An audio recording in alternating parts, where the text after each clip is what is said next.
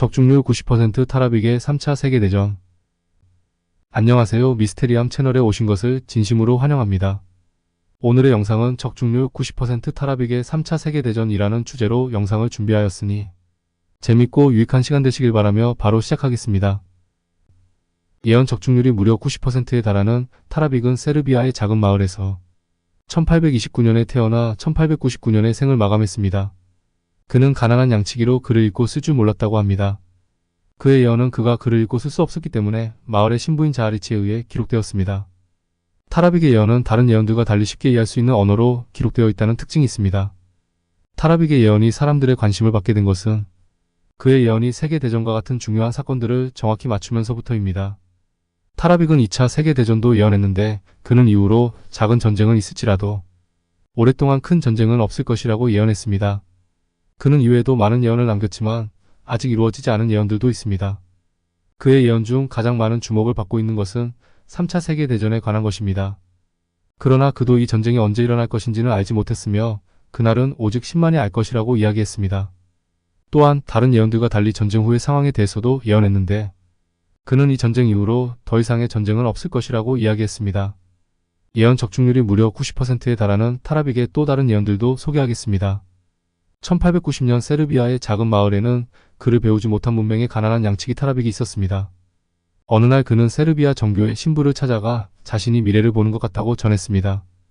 그는 성루크의 날인 10월 18일에 전쟁이 발발하며 3년 뒤에야 전쟁이 끝난다고 밝혔으며 자신이 사는 마을 드리나강이 거꾸로 흐른다고 전했습니다. 이 밖에도 그는 자신이 보는 미래를 모두 전했으며 신부는 이 예언을 적어 사람들에게 전하며 전쟁에 대비해야 한다고 했습니다. 그러나 사람들은 타라빅의 말을 믿지 않았습니다. 마을에서는 그 후 한참 동안 아무 일도 일어나지 않았으며 1899년 타라빅은 사망했습니다. 그러나 1914년 1차 세계대전이 일어났고 성루크의 날인 1915년 10월 18일 독일군이 마을에 진입하고 전쟁이 끝났습니다. 또한 그의 예언대로 신부가 전쟁이 끝나는 해에 사망했습니다. 이처럼 타라빅의 예언들이 맞아떨어지자 그제서야 사람들은 그의 예언을 주목하기 시작했습니다. 그렇게 시작된 그의 다른 예언들 역시 맞아떨어졌습니다.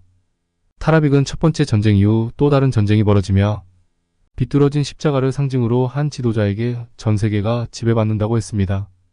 또한 유엔이 설립될 것이라고 밝혔습니다.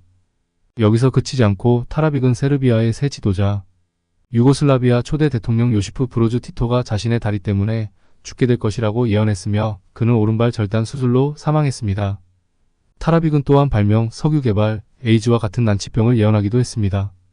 다른 예언가들과 달리 구체적인 이야기를 전하고 90% 이상의 적중률을 보이는 타라빅의 예언에 사람들이 열광하기 시작했습니다. 특히 사람들이 주목하는 예언은 두 번째 전쟁이 끝나고 많은 이들이 신이 아닌 인간의 지능을 믿게 되며 결국 또 전쟁이 일어난다는 것입니다. 전쟁이 끝나면 오랜 평화가 찾아오고 동양의 현자가 나타날 것이라고 3차 세계대전을 예고한 부분입니다. 물론 과학적으로 보면 실제로 미래를 예견했다기보다는 굉장히 두루뭉술하게 예언을 남기면서 대강 맞추는 일종의 반이었다고 할 수 있습니다. 가령 1차 세계대전과 2차 세계대전을 예언했다는 것도 당시의 국제 정세를 조금만이라도 알고 있다면 그 정도의 대란이 있을 것이라는 건 예측 가능한 수준이었을 것입니다. 이는 그의 예언에 대해 그다지 신뢰하지 않는 자들의 이야기입니다. 하지만 전문가들조차도 쉽게 자신의 생각을 표현하기 쉽지 않습니다. 그것은 미래를 제대로 파악한다고 해도 무사한 것이 지구의 삶이기 때문입니다. 그렇기에 더욱이 글을 읽고 쓰지 못하는 문맹인 타라빅의 여러 예언들은 그저 세상 돌아가는 상황을 보고서 눈치껏 때려 맞춘다는 것은 말이 안 되는 것입니다. 또 그렇게 때려 맞춘다고 해도 그 역시 대단한 능력이 아닌가 싶습니다. 그의 예언은 노스트라다무스처럼 어려운 은유나 비유가 없습니다. 그래서 누구나 읽으면 그의 예언을 알아볼 수 있다고 합니다. 그렇다면 이쯤에서 그의 여러 예언 중 가장 커다란 이슈가 되었던 세계대전부터 파헤쳐 보도록 하겠습니다. 제1차 세계대전이 유럽에서 일어날 것을 미리 알고 이에 대비하라고 하였습니다. 제2차 세계대전은 비뚤어진 십자가와 붉은 차르의 전쟁이라고 밝혔습니다. 전쟁 이후 국제사법재판소 등이 열리며 유엔이 통치한다고 예언했습니다. 전쟁 이후 슬라브 지역에 새로운 국가가 나타나고 머리에 별이 새겨진 사람이 지도자가 되는데 다리의 질병을 앓다가 죽는다는 것을 예언했습니다. 이외에도 여러 예언들을 구체적으로 하였는데 몇 가지 더 알아보도록 하겠습니다. 바닥에 깊은 구멍을 뚫고 지하보도 지표면을 빛나게 할 것이라는 예언은 석유를 예언했다고 합니다. 바닥에 깊은 구멍을 뚫는 것이 광산도 있겠지만 그 시절에도 얼마든지 있었으니 석유 시추 작업을 통한 석유가 더 설득력이 있는 것 같습니다. 사막으로 이루어진 곳으로 여행할 것이라는 예언은 달이나 화성으로의 여행을 예언했다고 하는데 일론 머스크의 스페이스X를 통해 조만간 시험되지 않을까 싶습니다. 생생하게 움직이는 것을 보는 장치를 만들 것이라는 예언은 텔레비전을 의미한다고 하니 이미 실현된 예언이 아닌가 싶습니다. 그런데 그 시절 문명인 타라빅이 텔레비전을 예언했다니 놀랍지 않습니까? 치료제가 없는 전에 없던 이상한 질병을 알게 될 것이라는 예언은 코로나라고 말하는 사람도 있지만 이는 불치병이나 난치병을 의미하는 것이니 에이즈 같은 불치병이 더 설득력을 얻고 있습니다. 남자와 여자가 서로 비슷한 옷을 입게 될 것이라는 예언 당시에는 남자는 바지, 여자는 치마처럼 남자와 여자의 구분이 확실하던 때였기에 지금처럼 남녀 구분이 없는 패션을 예언했다는 건 역시 놀라울 뿐입니다. 동양에서 현명한 사람들이 나타나 그들의 지혜가 모든 바다와 국경을 넘겠지만 세상 사람들은 그것을 거짓말이라고 생각할 것이라는 예언은 여기저기 많은 예언가들이 하는 단골 레퍼토리라 이제는 조금은 식상합니다. 그러나 동양 곧 우리나라에서 현자가 난다는 예언이 워낙 많고 또 우리나라가 세상의 빛과 소금 역할을 한다는 예언의 어깨가 으스해지는 것은 어쩔 수 없습니다. 사람들은 자신들의 지식을 과신할 만큼 똑똑하지만 실상은 신의 그것과는 비교할 수 없을 만큼 작을 뿐일 것입니다. 역시 많은 말입니다. 이것은 예언이라기보다는 삶의 지혜의 말씀 같은 진리가 아닌가 싶습니다.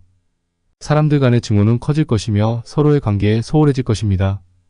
사람들은 사람 간의 관계보다도 기계장치에 더 관심을 쏟을 것입니다. 예언 또한 놀라운 것이 요즘은 예전처럼 가족 문화에서 나홀로 문화가 되었습니다. 그리고 무엇보다 컴퓨터나 스마트폰으로 인해 사람들 간의 관계가 소원해지고 소홀해지는 것이 사실이지 않습니까? 전 세계인들은 꾸준하게 지혜로워지지만 동시에 세계를 파멸로 몰아가려는 세력도 생겨납니다. 언제나 세계는 선과 악이 존재하니 분명히 예언은 예언이라기보다는 우주의 진리라고만 해두겠습니다. 두 개의 큰 세력, 가장 크고 환난이 가장 강력하고 노한 이를 공격하여 전쟁이 시작될 것입니다. 잘 모르겠습니다. 그래서 검색해보니 두 개의 큰 세력은 중국과 미국을 뜻한다고 합니다. 그런데 가장 크다는 부분에서 왜 중국을 떠올릴까요? 보통은 가장 크다고 했을 때 땅덩어리의 크기를 생각하지 않습니까? 그래서 헷갈렸습니다. 땅이 가장 큰 나라는 러시아이니 말입니다. 아무튼 두 나라 중에 한 나라가 될 것 같습니다. 과학자들은 맞으면 잠 또는 마비가 오는 폭탄 같은 포를 개발하여 전쟁에 쓸 것입니다. 예언도 신기한 것이 그 시대에 감히 이런 무기를 생각이나 하겠냐는 것입니다. 아무튼 대단하다 싶습니다. 전쟁이 끝나고 나면 세계 끝에 바다로 둘러싸인 대륙 중만큼 큰 한 나라만이 평화로울 것입니다. 예언을 읽자마자 우리나라라고 하고 싶지만 큰 나라는 아닌 듯하여 망설였습니다. 그러나 사실 우리나라를 유럽에 가져다 놓으면 나름 큰 나라라는 글을 본 것 같아 우리나라라고 우겨보고 싶습니다. 세계의 십자가가 있는 산에 숨은 이들은 기쁨, 풍요, 사랑만이 있을 것입니다. 예언은 제 수준에서는 도저히 알 수가 없습니다. 검색해도 나오지 않습니다. 탈출한 사람들 중 그곳의 음식들을 바로 먹는 자들은 독에 의해 죽을 것이고 금식하는 자들은 끝까지 살아남을 것입니다. 예언도 패스입니다. 도대체 어디를 탈출한다는 말일까요? 그나저나 금식은 제게 너무너무 힘듭니다. 전쟁이 끝난 뒤 빨간색 머리에 고상한 인품의 남자가 세계를 통치하게 될 것입니다. 빨간색 머리면 분명 한국인은 아닌 듯하고 그가 러시아의 숲속에서 등장하는 미카엘이라는 신적 존재가 있다고 합니다. 미카엘은 하늘과 구름 위를 걸어서 오는 존재라고 합니다. 예언은 어쩌면 예수님을 떠올리지 않을까 싶습니다. 성경에도 그런 예언이 있는 것 같습니다. 주님께서 다시 오실 때는 구름을 타고 오실 것이라고 합니다. 최근에 밝혀진 사실이나 관련된 뉴스로는 타라빅의 예언 중 일부가 현대 기술과 사건들과 맞아떨어진다는 점이 주목받고 있습니다. 예를 들어 타라빅은 사람들이 땅에서 우물을 뚫고 빛과 속도와 힘을 낼 수 있는 금을 내뿜을 것이라고 예언했는데 이는 석유 시추와 관련이 깊습니다. 또한 사람들은 하늘을 여행하고 우리를 내려다보며 착륙할 것이라는 예언은 현대의 항공기와 우주여행을 예견한 것으로 해석됩니다. 타라빅의 예언은 그 정확성 때문에 많은 사람들에게 관심을 받고 있으며 특히 21세기 들어 그의 예언이 현실화되는 사례들이 늘어나고 있습니다. 예를 들어 타라빅은 치료제가 없는 전에 없던 이상한 질병을 예언했는데 이는 코로나19 팬데믹과 같은 현대의 전염병 상황과 일치한다고 보는 시각도 있습니다. 이처럼 타라빅의 예언은 현대사회와 기술 발전을 예견한 것으로 해석되며 그의 예언이 얼마나 더 현실화될지에 대한 관심이 계속되고 있습니다. 오늘의 영상을 어떻게 보셨는지요? 좀 더 다양하고 재미있는 또 다른 영상을 준비하기 위한 좋아요, 구독 부탁드리며 지금까지 미스테리함이었습니다. 감사합니다.